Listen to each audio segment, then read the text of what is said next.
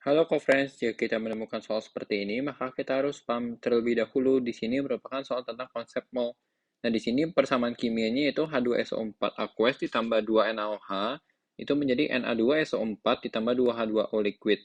Nah, di sini dikatakan jika 75 ml larutan H2SO4 0,1 molar direaksikan dengan 50 ml larutan NaOH 0,2 molar, maka pada reaksi tersebut yang tersisa apa? Nah, yang pertama-tama yang harus kita lakukan adalah kita menuliskan kembali di sini persamaan kimianya, yaitu di sini ada H2SO4 aqueous lalu ditambah dengan 2NaOH aqueous di sini. Nah, sehingga di sini menjadi Na2SO4 aqueous ditambah dengan 2H2O liquid.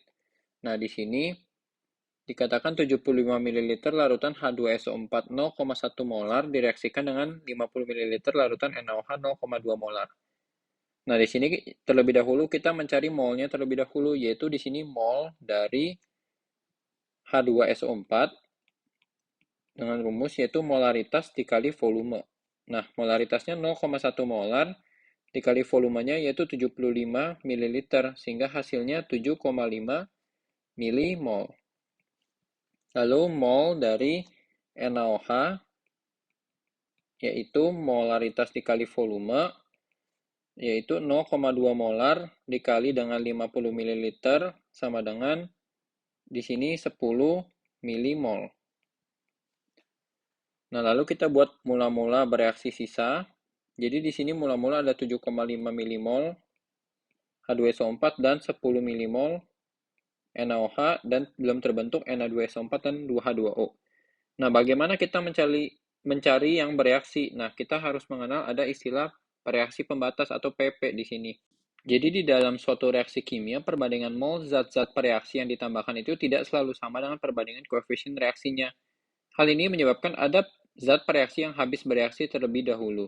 Nah, hal inilah yang disebut reaksi pembatas. Jadi reaksi pembatas ini adalah reaksi yang terdapat dalam jumlah yang relatif terkecil di sini dalam hubungan stoikiometrinya. Jadi reaksi pembatas ini akan habis bereaksi, sedangkan reaksi-reaksi yang lain akan meninggalkan sisa. Jadi di sini reaksi pembatas itu ditentukan dengan cara membandingkan hasil bagi terkecil antara mol reaktan dengan koefisien reaktan yang sesuai.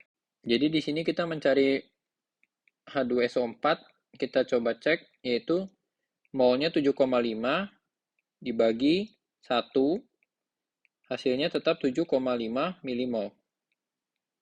Lalu NaOH 10 milimol dibagi koefisiennya yaitu 2, sehingga hasilnya 5 milimol. Nah, kita lihat berarti mol yang terkecil itu adalah mol dari NaOH, sehingga di sini NaOH itu sebagai PP. Nah, PP ini kan tadi dikatakan akan habis bereaksi, sehingga di sini akan habis minus 10 milimol.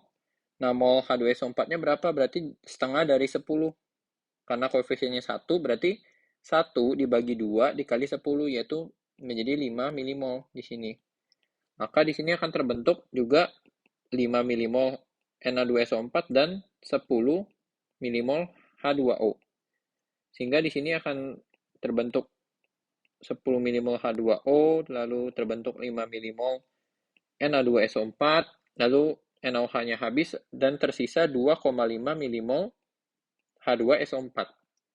Nah, sehingga di sini mol yang tersisa berarti 2,5 milimol. Nah, 2,5 milimol itu di sini kita ubah ke mol, berarti kita kali 10 pangkat minus 3. Sehingga di sini sehingga milimol ke mol, sehingga menjadi 2,5 dikali 10 pangkat minus 3, sehingga menjadi 2,5 kali 10 pangkat minus 3 mol, sisa dari H2SO4. Di sini merupakan sisanya, yaitu H2SO4, sehingga jawaban yang benar adalah yang A. Sekian pembahasan soal pada kali ini, sampai jumpa pada pembahasan selanjutnya.